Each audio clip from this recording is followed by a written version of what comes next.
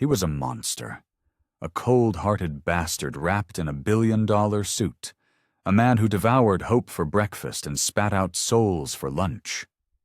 Julian Croft had built an empire by shattering expectations and anyone who failed to meet his own. In the silent, sterile mausoleum he called home, this translated to a revolving door of domestic staff. 5 maids in 3 months. Fired. Banished.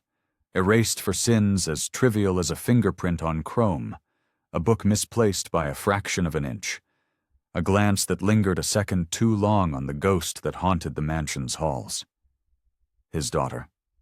His 9-year-old daughter, Lily, who was locked in a silent, brutal war with a cancer that was stealing her hair, her laughter, and her light. Julian believed no one, absolutely no one, could navigate the minefield of his grief and his daughter's illness. Then came a Tuesday afternoon, gray and suffocating, when he returned from his concrete kingdom hours earlier than the clock ever dared to predict. He slipped the key into the lock, the sound swallowed by the oppressive silence. He stepped into the grand foyer, his polished Italian shoes making no sound on the marble, and moved toward the living room. And there he stopped. He didn't just stop, he froze, every muscle in his body locking into a state of primal shock.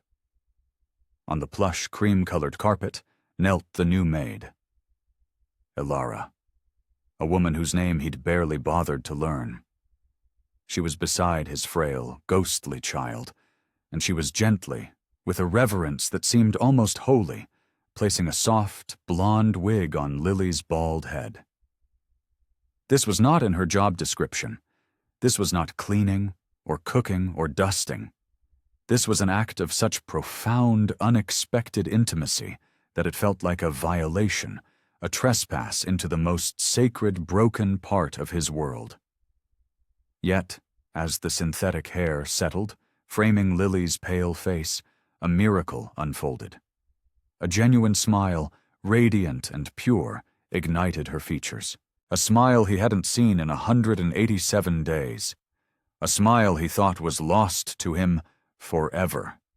In that single devastating moment, the man who built walls to keep the world out felt them crumble into dust. What he was witnessing wasn't just an act of compassion. It was a language his money could never speak, a currency his power could never buy, and it was about to shatter his universe. Before we dive deeper into this twisted tale of loss and unexpected light, do me a favor and smash that subscribe button and obliterate the like button. Seriously, it helps us out more than you know. And hey, drop a comment below, letting us know where in the world you're tuning in from. We love seeing how far our stories travel.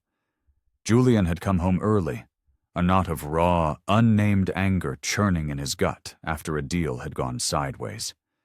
He expected to find the house as it always was, a hollow cathedral of silence, a testament to his loss. Instead, he was a voyeur in his own home, paralyzed in the archway of the living room. He watched Ilara, the new maid, kneel before his daughter, Lily. It wasn't the subservient posture of an employee. It was the gentle, grounded posture of a caregiver. Lily, so small and fragile from the chemotherapy that ravaged her body, sat with a stillness that was both patient and weary. Julian's eyes narrowed, cataloging the scene with the ruthless precision of a CEO dissecting a balance sheet. He saw the almost surgical care in Ilara's hands as she adjusted the blonde wig, the soft, encouraging words she murmured. Too low for him to hear, but potent enough to keep Lily calm. When the wig was perfectly in place, it was like a switch had been flipped. Lily's eyes, which had become dull and clouded with pain, suddenly flared with a light he hadn't seen since before the diagnosis. Her smile was a supernova in the dim afternoon light, so wide and brilliant it momentarily erased the shadows under her eyes, the tubes, the constant hum of medical equipment, the sterile scent of antiseptic that clung to everything. Ilara smiled back, a quiet, genuine reflection of the girl's joy, clearly finding her reward in that single, fleeting expression. Julian remained frozen, a statue of conflict. He felt like an intruder who had stumbled upon a secret ritual. This was not her job. This was not in the ridiculously detailed contract he'd had his lawyers draw up. He'd burned through 5 maids, dismissing each one for infractions he magnified into capital offenses. A cracked plate, a dusty windowsill, a nervous stammer.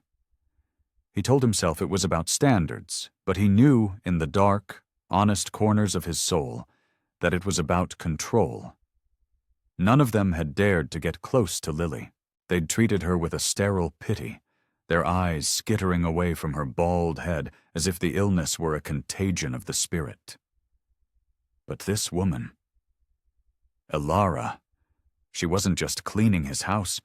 She was on the floor, in the trenches of his daughter's world, making her feel whole again. Julian watched the way Elara's face softened when she looked at Lily, a tenderness that felt authentic, unpurchased. It was a rarity in his world, a commodity he didn't understand. A strange, volatile cocktail of gratitude and resentment burned in his throat. He was relieved, profoundly so, to see Lily happy.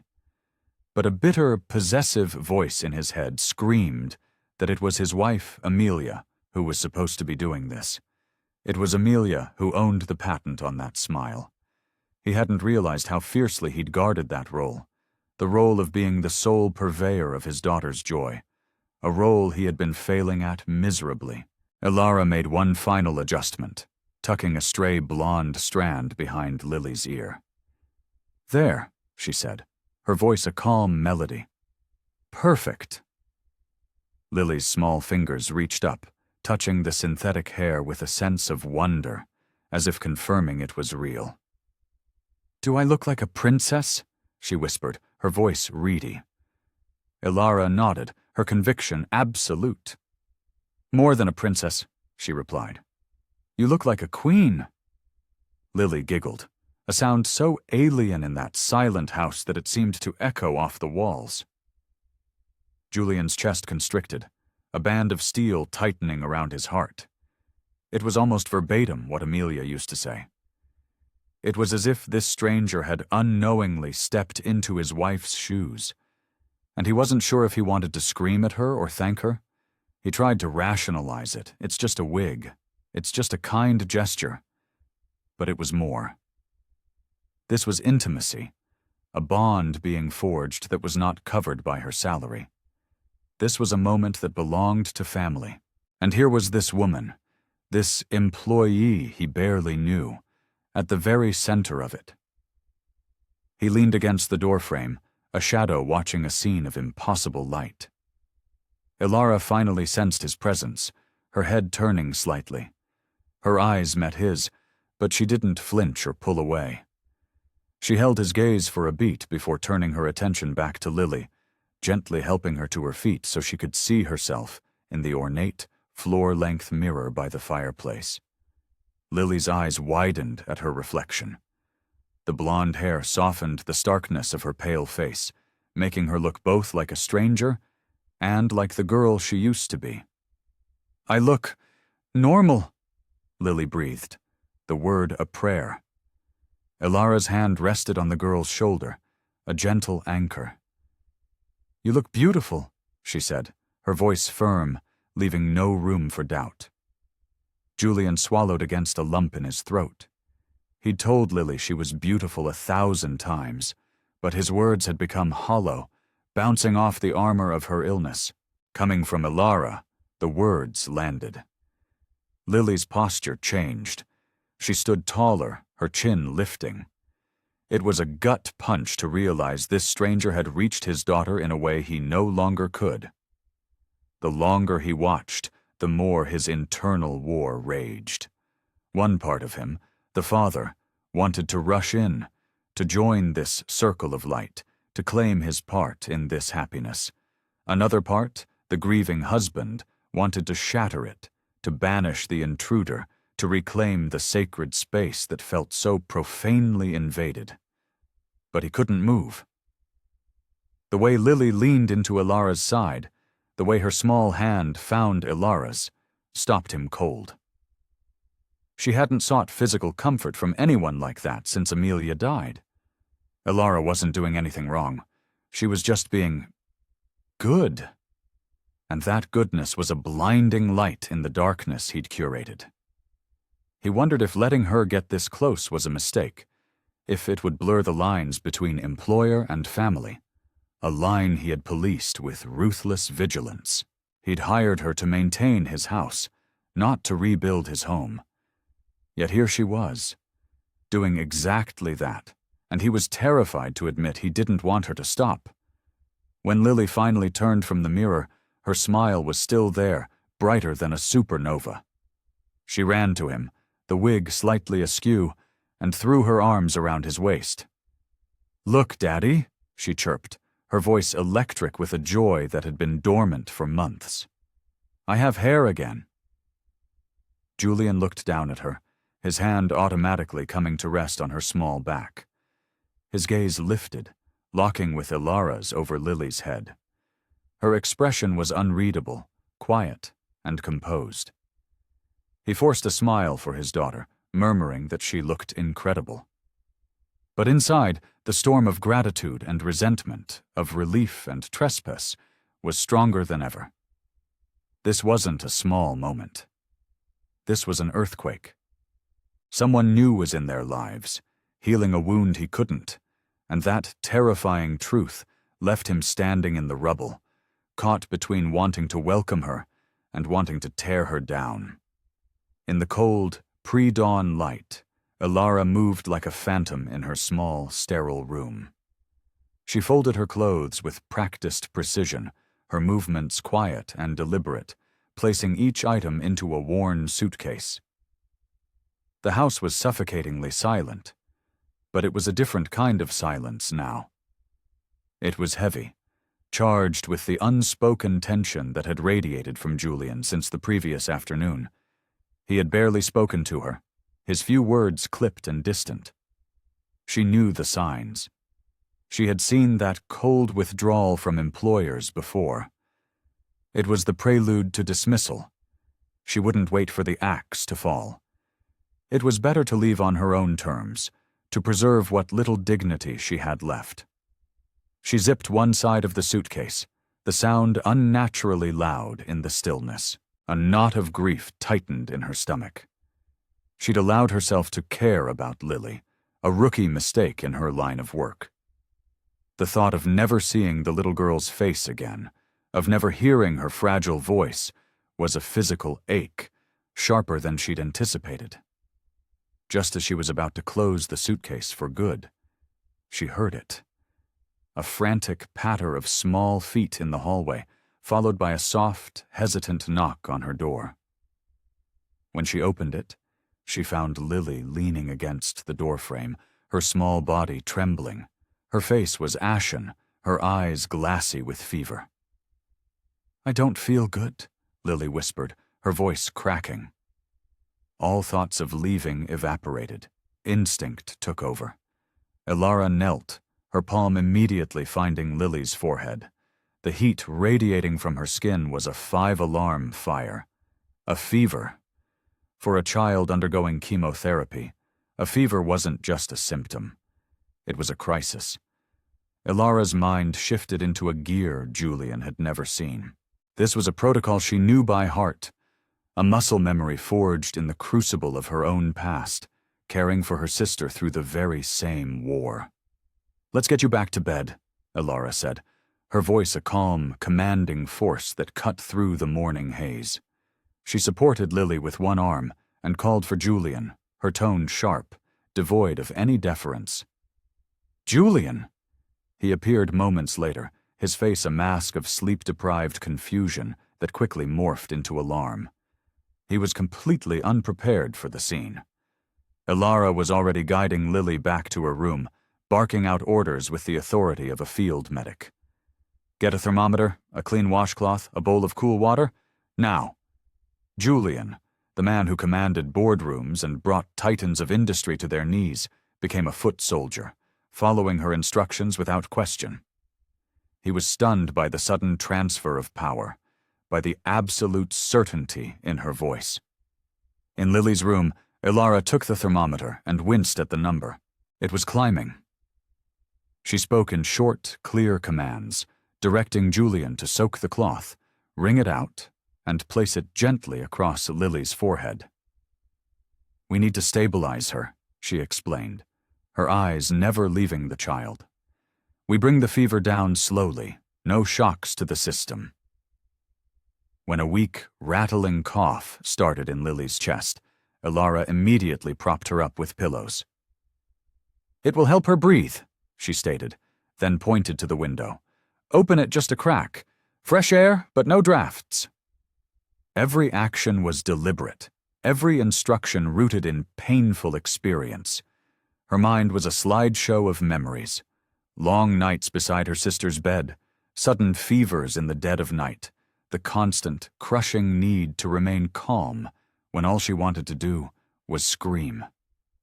Julian watched her, a sense of awe mixing with his fear. He was seeing her for the first time. Not the maid, not the employee, but a woman of immense, hidden strength.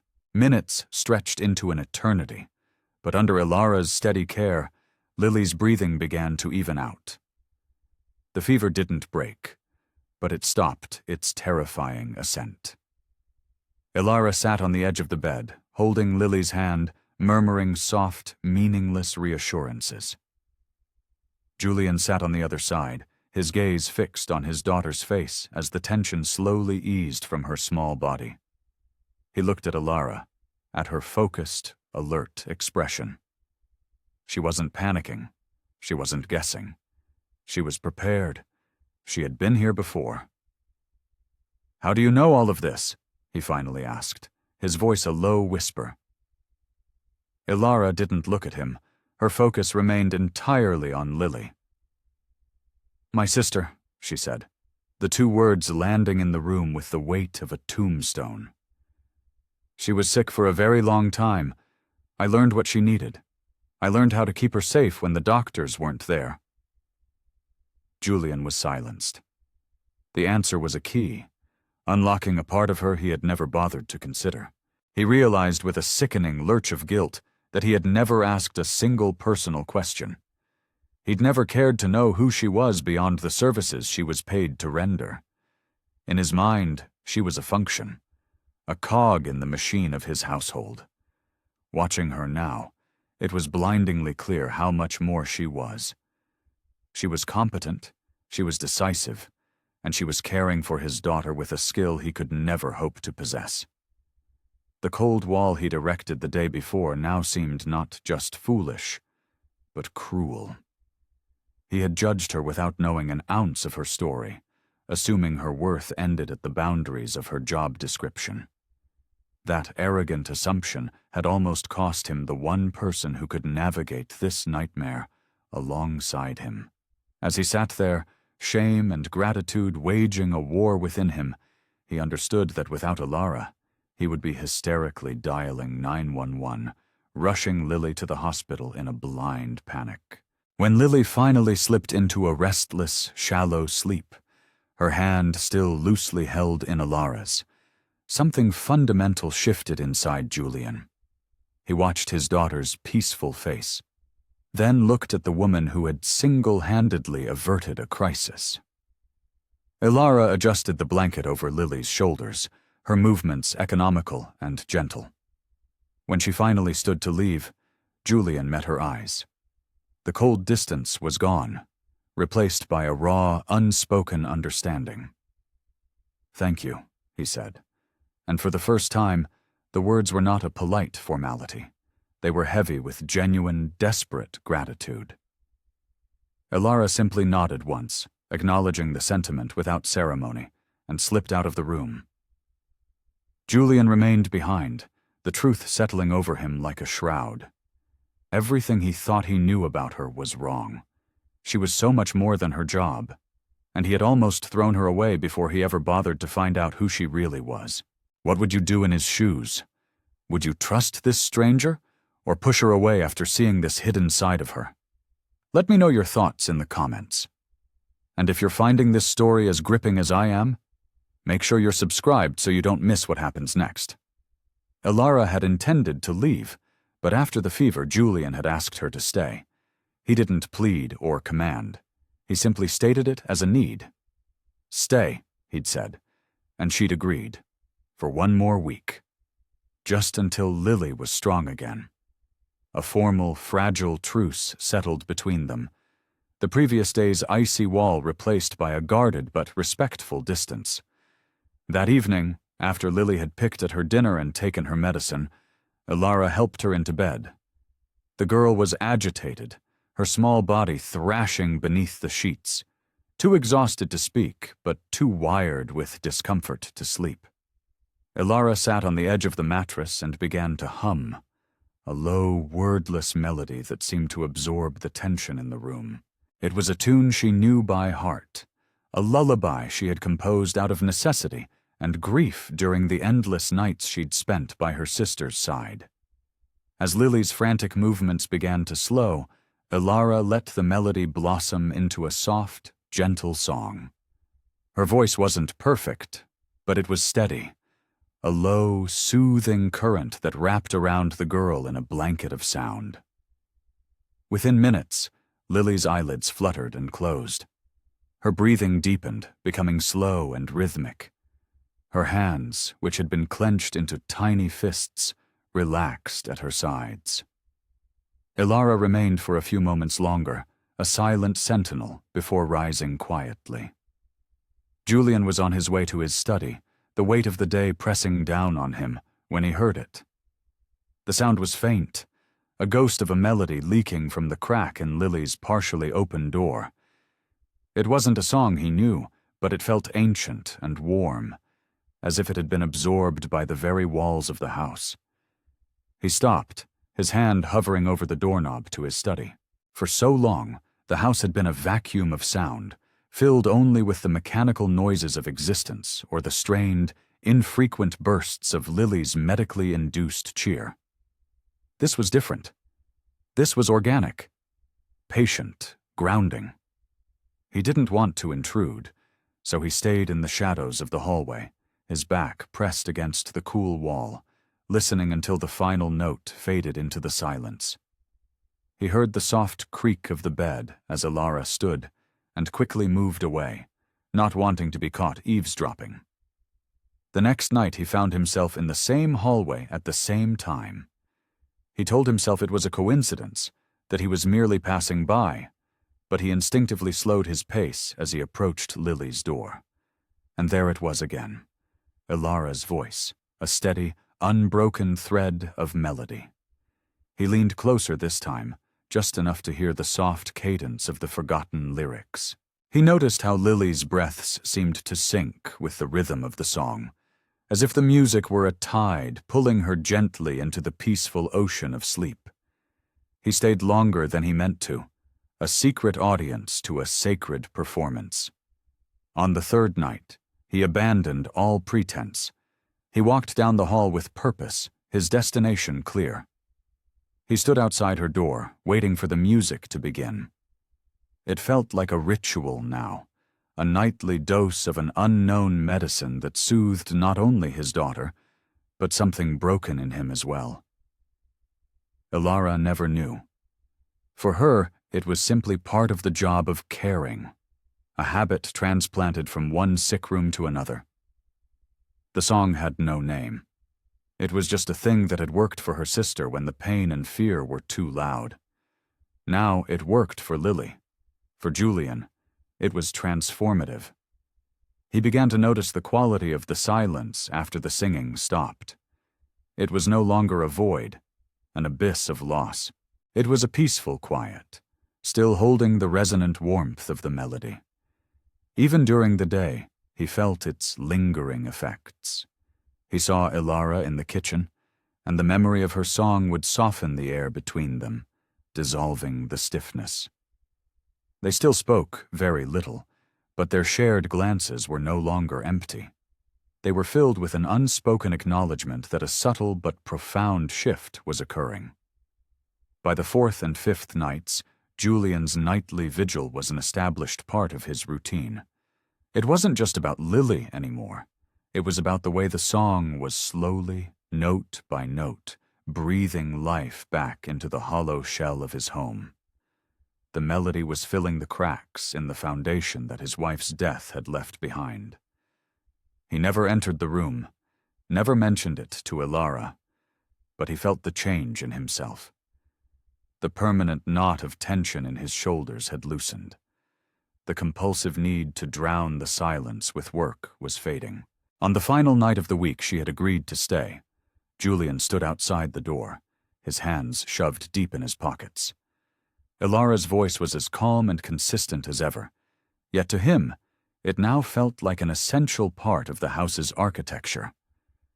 He listened until the last note dissipated, and as she rose to leave, he stepped back just as she passed him in the hall. Their eyes met. A flicker of recognition. No words were exchanged, but the silence between them was no longer a chasm of awkwardness. It was a shared space. Julian knew then that the music had done more than put his daughter to sleep. It had begun the painstaking work of rebuilding the invisible emotional structure of his home, a structure he had thought was lost forever. And without saying a word, they both knew that the silence between them no longer signified distance, but the quiet beginnings of a connection. The late afternoon air had turned unexpectedly cool, so Julian went to the hallway linen closet to find an extra blanket for Lily. He reached for the top shelf, pushing aside stacks of neatly folded sheets. As he pulled down a thick wool blanket, something small and stiff slipped from between its folds and fluttered to the floor. He bent to retrieve it, assuming it was a forgotten dry cleaning tag or a stray piece of mail. But it was a photograph. The corners were soft and worn, the image slightly faded, a relic clearly cherished and held many times. In the photo, Ilara sat on the edge of a sterile-looking hospital bed. Beside her was a young woman, gaunt and bald, but with a smile so wide and brilliant it seemed to defy the grim surroundings. Ilara's arm was wrapped tightly around her, a protective, anchoring embrace.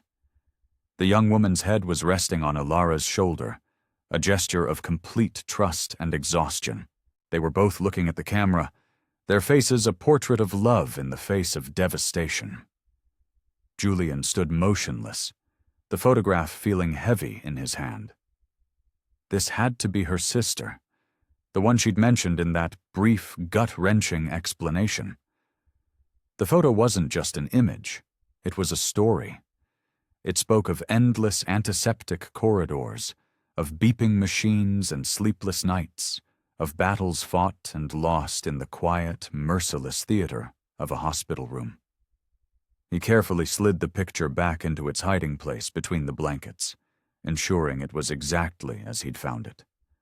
He closed the closet door, the soft click echoing the shift inside him. He stood there for a long moment, the image seared into his mind. It was one thing to hear the words, "My sister was sick." It was another thing entirely to see the evidence of that long, brutal war. The photo gave a new, terrifying dimension to Ilara's calm competence during Lily's fever. She didn't just know the procedures. She had lived the trauma. She carried the ghosts of that experience with her. A profound, unexpected respect washed over him, cleansing the last remnants of his arrogant judgment. He thought of how he had seen her initially, as nothing more than a name on a payroll. That assumption now felt obscenely shallow. He took the blanket and walked to Lily's room, the ghost of that photograph trailing behind him. Later that evening, after Lily was asleep, Julian went to the kitchen. He filled the kettle and set it on the stove, the blue flame hissing to life. Ilara was at the sink, washing the last of the dinner plates, her movements efficient and silent. He waited for the water to boil, then prepared 2 mugs of tea. He brought them to the small kitchen table and set one down in front of her. She looked up, her expression a mixture of surprise and caution, as if the gesture were a trap. "For you?" he said, his voice quiet. She hesitated for a beat before wiping her hands and sitting across from him. He didn't mention the photo. He didn't ask her to excavate her past for his benefit. He simply sat with her, taking a slow sip from his mug, letting the silence settle between them. The ticking of the clock on the wall was the only sound. But this was a new kind of silence. It wasn't tense or awkward. It felt open, an invitation without pressure. Ilara's shoulders, which were always held in a state of rigid readiness, seemed to relax by a fraction. When the steam had stopped rising from his mug, Julian looked at her, really looked at her, and said her name. Not as a summons, but as a statement. "Ilara?" She met his gaze, her eyes direct and clear. He held it for a moment before speaking again. "Thank you for staying this week." She gave a small, almost imperceptible nod. No grand speeches were necessary. The way he had said her name, the simple act of sharing tea in the quiet of the night, acknowledged more than words ever could. For Julian, it was a silent admission of respect for the person she was, for the life she had lived beyond the walls of his house. For Ilara, it was a sign that he finally saw her not as a function, but as a human being whose presence had fundamentally altered their world. The photograph remained unspoken, a secret witness in the space between them. As they finished their tea, the atmosphere had been permanently altered. They were still employer and employee, but a new, fragile layer of something else had been added. Respect. Understanding. As he placed his empty mug in the sink, Leonardo replayed the image of Ilara and her sister in his mind. He imagined the years of fear and hope, of strength and exhaustion, that were compressed into that single smiling photo. It explained everything about her: her patience, her quick thinking, her quiet resilience. Her greatest value to his family wasn't in her duties, but in the empathy forged in the fires of her own loss. That was not something you could list on a resume. Later, as the house slept, they passed each other in the darkened hallway. A brief nod was all that was exchanged, but the moment was imbued with a new weight. It wasn't friendship, not yet. It wasn't complete trust, but it was the foundation upon which both could be built. As he went to check on Lily one last time, he heard the soft click of Ilara's door closing. For the first time, the ensuing silence wasn't filled with loneliness. It was filled with the quiet, powerful presence of an unspoken alliance. It happened without warning. Late in the evening, as Julian was attempting to sort through a mountain of paperwork in his study, the lights flickered. Once, twice, then plunged the house into absolute suffocating darkness. For a moment, there was only a profound, inky blackness. Then, from Lily's room, a sound tore through the silence, a sharp, terrified cry that quickly escalated into hysterical sobs. Her fear of the dark was a primal thing, a monster that the illness had magnified 100-fold. Julian's heart seized. He shot up from his chair, but his feet felt like they were encased in lead. He was frozen, paralyzed. The sound of his daughter's terror was a physical blow, echoing in the cavern of his own helplessness. A voice in his head screamed at him to move, to go to her, to be the father she needed. But his body refused to obey. This wasn't just about a power outage. It was about the crushing, terrifying certainty that he didn't know how to make her feel safe. In the shadows of his own home, he was utterly, shamefully useless. In the kitchen, Ilara had just finished her nightly routine when the world went black. She didn't pause. She didn't wait. She moved with an instinct honed by crisis, her hand immediately finding the junk drawer where she kept a book of matches. A single flare of light, and she located the emergency candles on the counter. She lit 2, their small flames pushing back the oppressive dark, and placed them on a saucer to carry. Lily's panicked sobs were her compass. She moved quickly and quietly down the hall, a small beacon of light in the overwhelming darkness. She found Lily curled into a tight ball in her bed, her small body racked with fear.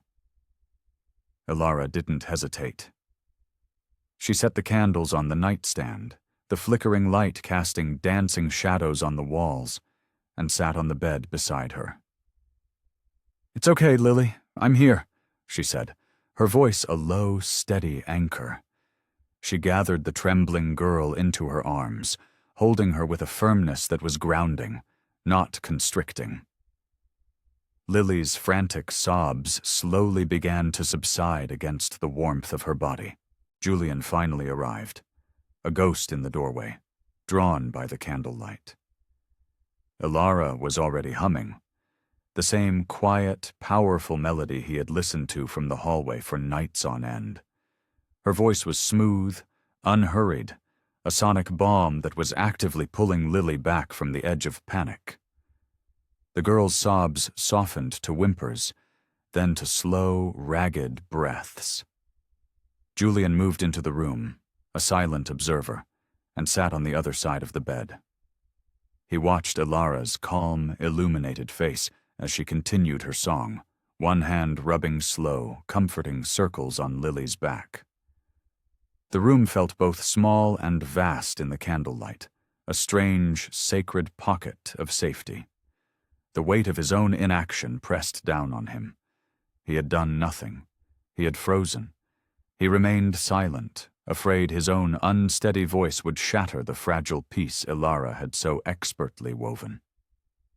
After a few more minutes, Lily's breathing had evened out completely. Ilara stopped singing but kept her arms around the girl. She glanced at Julian, her expression unreadable in the flickering light. He looked down at his own hands, clenched and useless in his lap. "I'm scared I'm not enough for her," he admitted, the words escaping him in a raw, broken whisper. It was a confession he'd never intended to make. I don't always know what to do. Sometimes I feel like I'm failing her." The admission hung in the air, heavy and shameful. He couldn't meet Ilara's eyes. Lily, half asleep and cocooned in Ilara's arms, didn't stir. The only sound was the soft hiss of the burning wicks. Ilara didn't offer empty platitudes. She didn't say, "You're a good father," or "It's okay." Instead, she shifted slightly, and her free hand came to rest on his, which was still clenched on the mattress. It wasn't a tentative touch. It was firm, steady, deliberate. Her hand simply stayed there, a silent transfer of strength. The warmth of her skin against his was a shock to his system, a jolt of human connection that forced him to look up. She still said nothing, but the silence was no longer empty. It was full. It was a testament to her presence, a quiet declaration that he wasn't bearing this impossible burden alone. It was a gesture more powerful than any words of comfort could ever be. He released a breath he didn't realize he'd been holding, the iron band around his chest loosening its grip. He didn't thank her. She didn't need him to. They sat like that for a long time, the three of them, a strange, impromptu family huddled in the warm glow of the candles. The blackout had ceased to be a threat. The darkness outside the small circle of light no longer felt menacing. Eventually, Ilara gently tucked the blankets around a now deeply sleeping Lily, and her hand slipped from his. The movement natural, not abrupt. The power would return, the lights would flood the house again, but the memory of this night, of this shared vulnerability, would remain. They had crossed another invisible threshold, one built not on employment, but on a foundation of profound, unspoken trust. And in the quiet that followed, Julian understood that sometimes the most powerful anchor in a storm, isn't a grand gesture, but the steady, silent weight of another person's hand in the dark. It was a quiet, sun-drenched afternoon. Light streamed through the living room windows, illuminating the dust motes dancing in the air. On the carpet, Lily sat amidst a scattered collection of her toys. Beside her, Ilara was orchestrating a symphony of silliness. She held 2 wooden spoons, tapping them against an overturned plastic storage bin, creating a soft, rhythmic beat. Lily watched, her eyes tracking the movement, a flicker of interest in her usually listless expression. Ilara smiled and offered her one of the spoons. Lily took it. They began to tap together, a chaotic but joyful duet. Ilara then added a new layer to their composition, tapping the bin twice before striking a small toy drum. Lily tried to copy her timing off, but she let out a soft, breathy laugh each time she missed.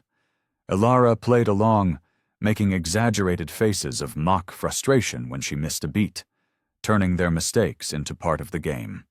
The heavy, oppressive atmosphere that usually clung to Lily seemed to be dissipating, rising like mist in the afternoon sun.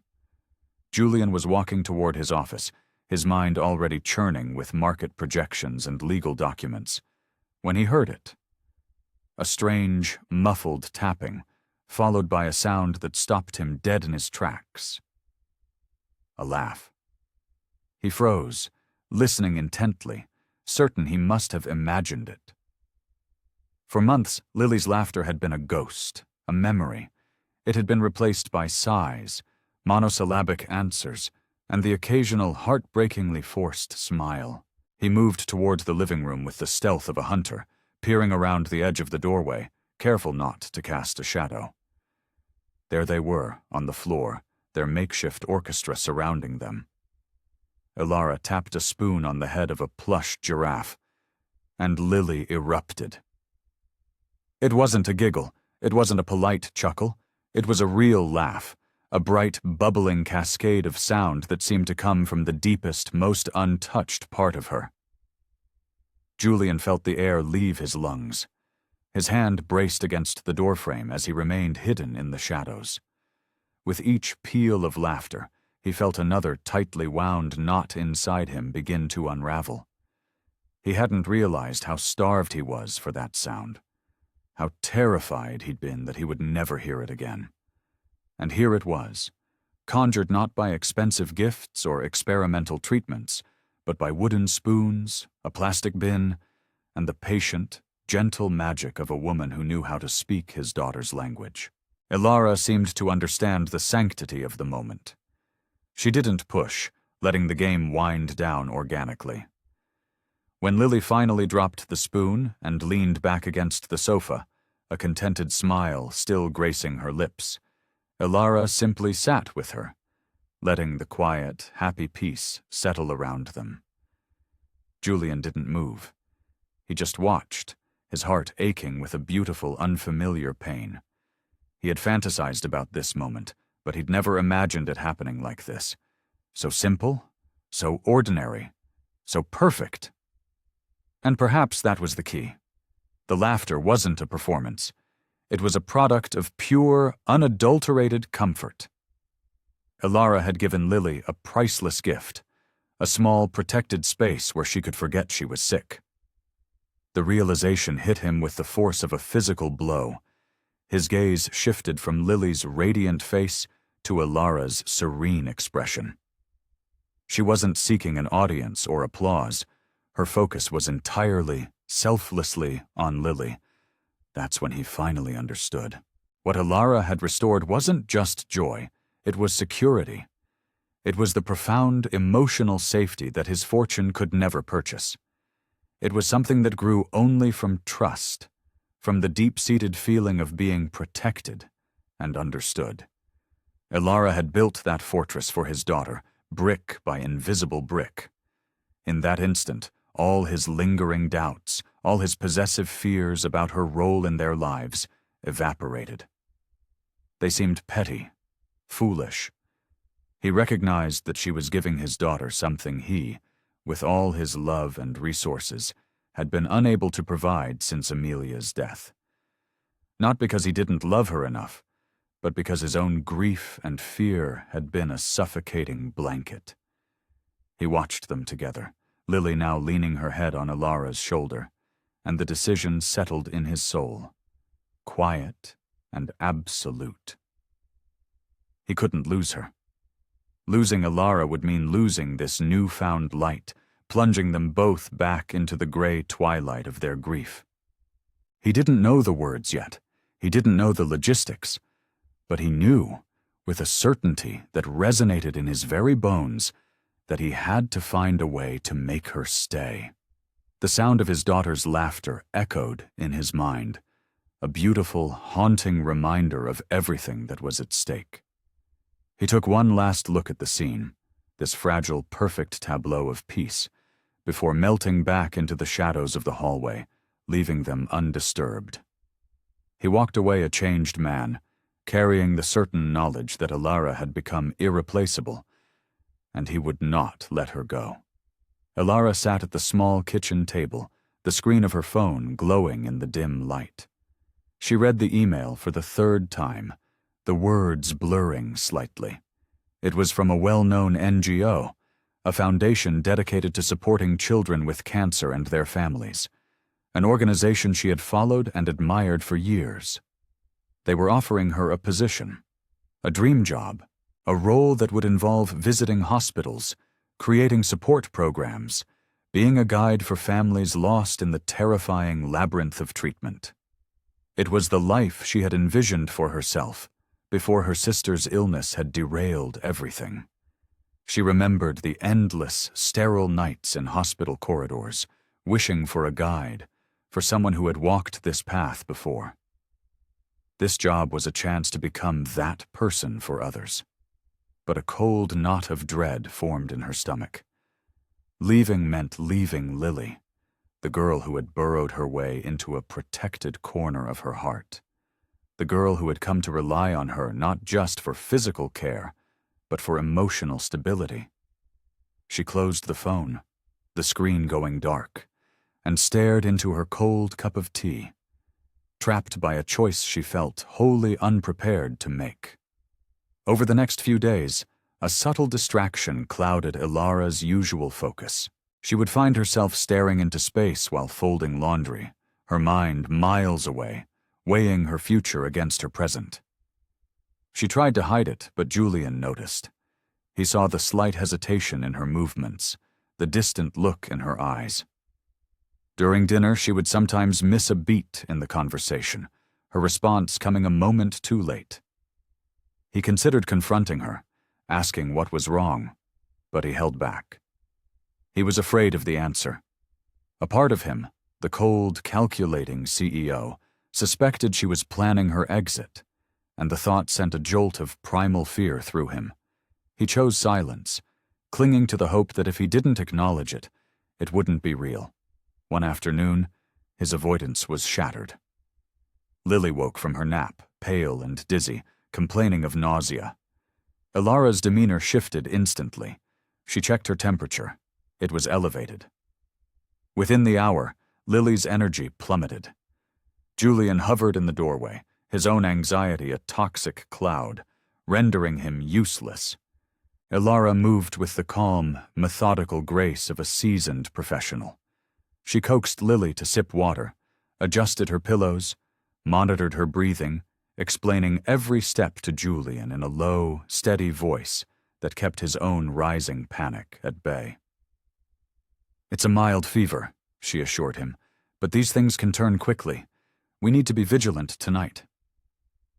She never left Lily's side, applying cool cloths, tracking her medication schedule, her presence a constant, reassuring anchor in the churning sea of Julian's fear. The room was a pocket of controlled calm, a direct result of Ilara's unwavering composure. Julian watched her, the thought striking him with terrifying clarity. Without her, I would not know where to begin. As hours bled into one another, Lily's fever remained stable. Ilara sat in a chair by the bed, a silent guardian. Julian finally entered the room and sat on the other side, his elbows on his knees, his head in his hands. He wanted to tell her what she was doing for them, that she was more than just an employee, that she had become the very glue holding their broken lives together. But the words were trapped behind a wall of pride and fear.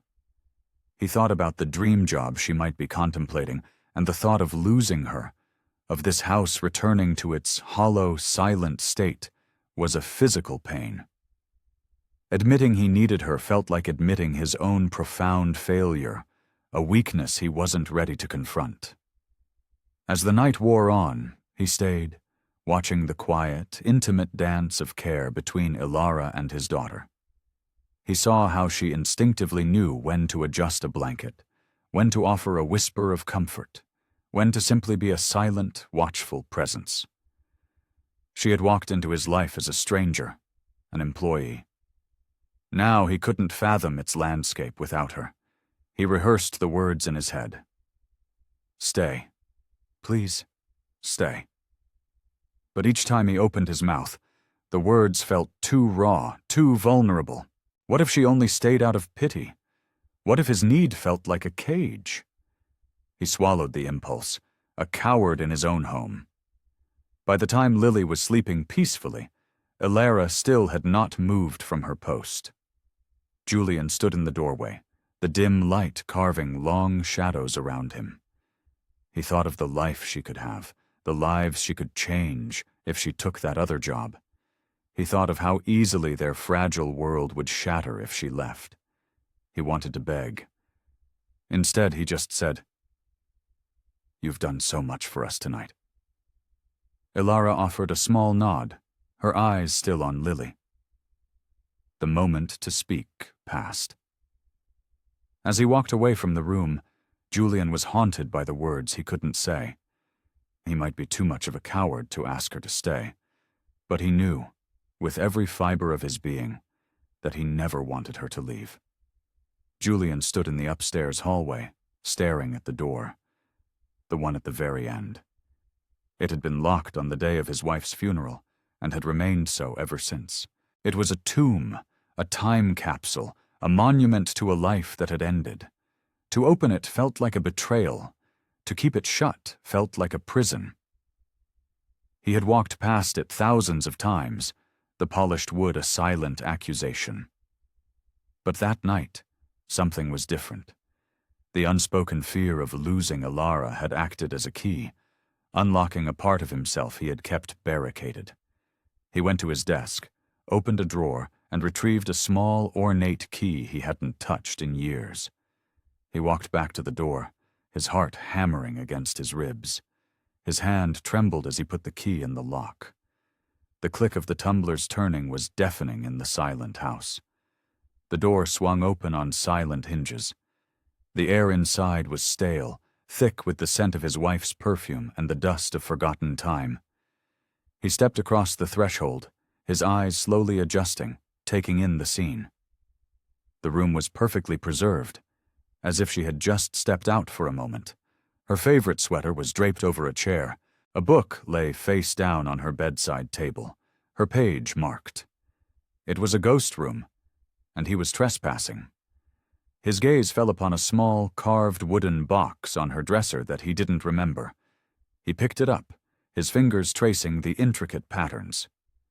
Inside, nestled on a bed of velvet, was a folded piece of paper. It was yellowed at the creases, but the elegant, familiar script was unmistakably Amelia's. His breath caught in his throat. It was a letter, addressed to him. She must have written it in her final weeks, a message from the other side. He sank onto the edge of their bed, the mattress sighing under his weight, and unfolded the paper. Her words were a gut punch, both loving and brutally honest. She wrote of their life, of her love for him and Lily, and of the cancer that was stealing her from them. But then she wrote about the future. Her words were not a command to mourn her forever, but a plea for him to live. "My darling Julian," one line read, Do not let our home become a museum of my memory. Let it be a place where new life can grow. Don't close the door on a love that will find you in the most unexpected of ways." Further down, another sentence shattered his defenses. "Let our daughter laugh again, even if I am not there to hear it. Her joy is the only legacy that matters." He could hear her voice in the words, the gentle but firm tone she used when she knew he was being stubborn. He read the letter again, and then a third time, the words washing over him, eroding the walls of grief and pride he had so carefully constructed. He thought of Ilara. He thought of Lily's laughter. He realized with a sickening clarity that in his desperate attempt to honor his wife's memory, he had been actively defying her final wish. The letter didn't erase his pain, but it reframed it. His fight to keep their world frozen in time suddenly felt not just pointless, but profoundly wrong. He clutched the letter to his chest, the fragile paper a lifeline.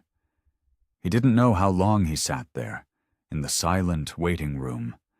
Hours bled together as memories, both painful and beautiful, washed over him. But for the first time, he didn't push them away. He let them come. At some point, sheer emotional exhaustion overtook him. He didn't have the strength to move.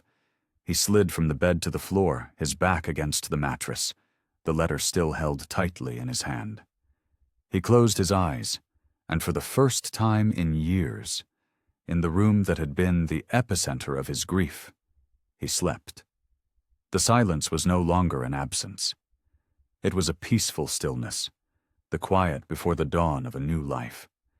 When morning light slanted through the window, it found Julian asleep on the floor. Ilara appeared in the open doorway, her steps faltering as she took in the scene. She had never seen this door open. Her gaze swept over the room, a shrine to a woman she'd never known, and then settled on Julian. He was slumped against the bed, the letter clutched in his hand like a talisman.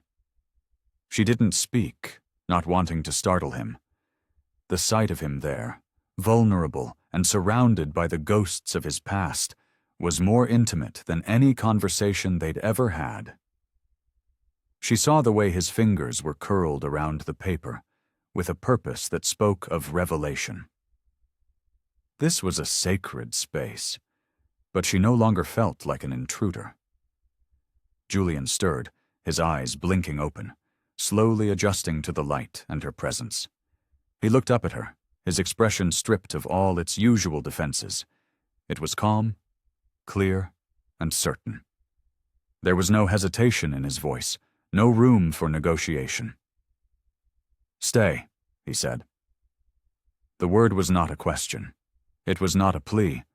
It was a statement of fact, the foundation of a new reality. Ilara didn't ask why. She didn't need to.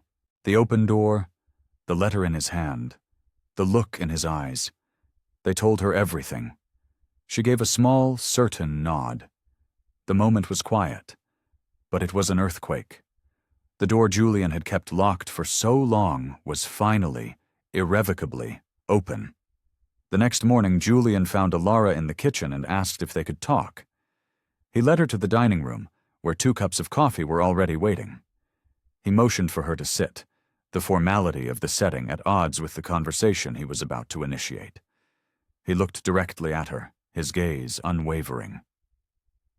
"I want you to stay," he began, his voice clear and strong. "Not just for a while, permanently. Not as an employee. I want you to be a part of this family. I want you to be a mother to Lily." The words landed in the space between them, heavy and unbelievable. Ilara's hands tightened around her warm mug, her mind reeling. He continued, laying all his cards on the table. He told her how she had brought laughter back into the house, how she had filled the suffocating emptiness. "I cannot imagine this home without you in it," he confessed. "Whatever you want, whatever you need, it's yours. If you want to go back to school, I will pay for it. If you want to pursue your dream of helping other families, I will fund it. Anything. You will have it." Ilara listened, the sincerity of his offer a palpable force.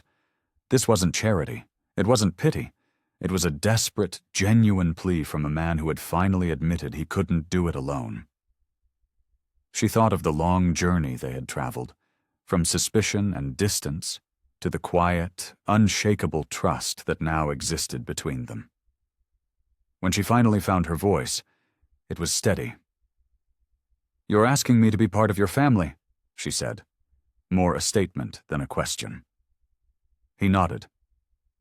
"And I want you to take our name. Croft. I want there to be no doubt, for Lily, for the world, that you belong with us, that you are hers, and she is yours." Elara looked down at her hands, considering the sheer magnitude of what he was offering. A name, a legacy, a permanent place. But her bond with them, with Lily, wasn't forged in ink or law. It had been forged in fevers and fears, in lullabies and laughter. She slowly lifted her gaze to meet his, a small, knowing smile on her lips. "Julian," she said softly, "I don't need your name to belong to you. I already do." Her words hit him with a gentle, profound force. It was not the answer he had expected, but it was the one he needed to hear. Her refusal wasn't a rejection. It was the ultimate affirmation. She was telling him that their connection transcended legalities and labels. It was a bond of the heart, freely given, not contracted.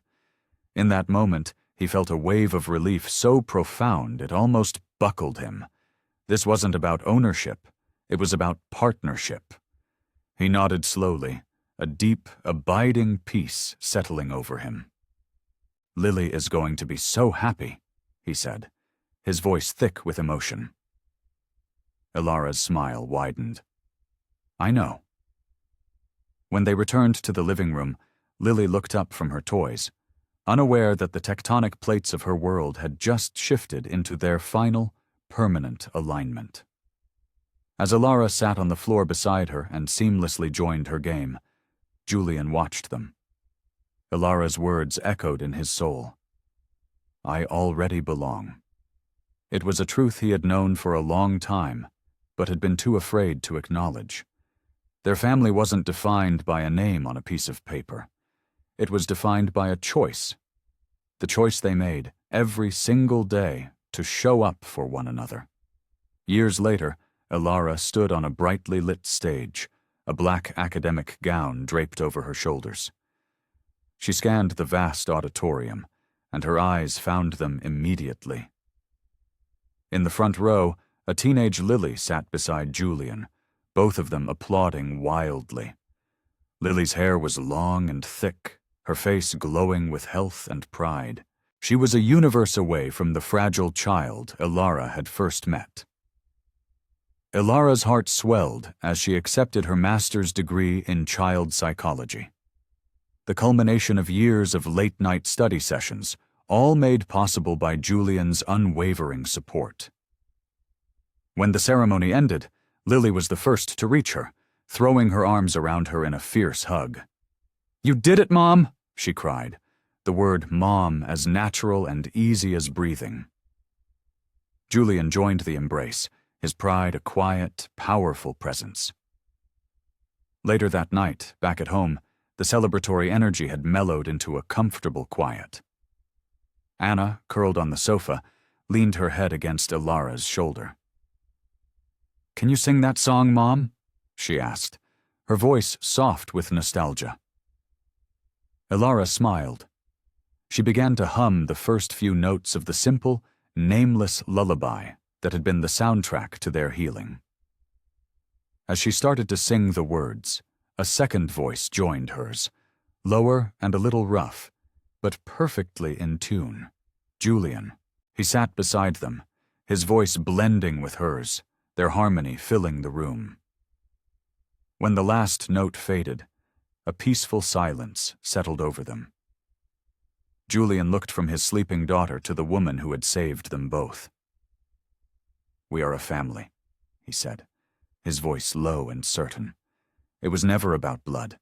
It was about courage. Ilara's eyes glistened. The truth of his words resonated in the deepest part of her soul. This was it.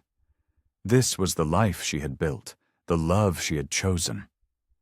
The house, once a cold monument to grief, was now a home, its walls saturated with laughter and song. Leonardo reached for her hand, their fingers intertwining. The shadows of the past had not just been pushed back. They had been erased by the relentless, patient light of a love they had dared to build together. And there you have it. What an incredible, emotional journey. I am so glad you stuck with us until the very end. Thank you so much for watching. I have to know, what part of this story hit you the hardest? Let me know in the comments below. And if you haven't already, please show some love by subscribing to the channel. Until next time.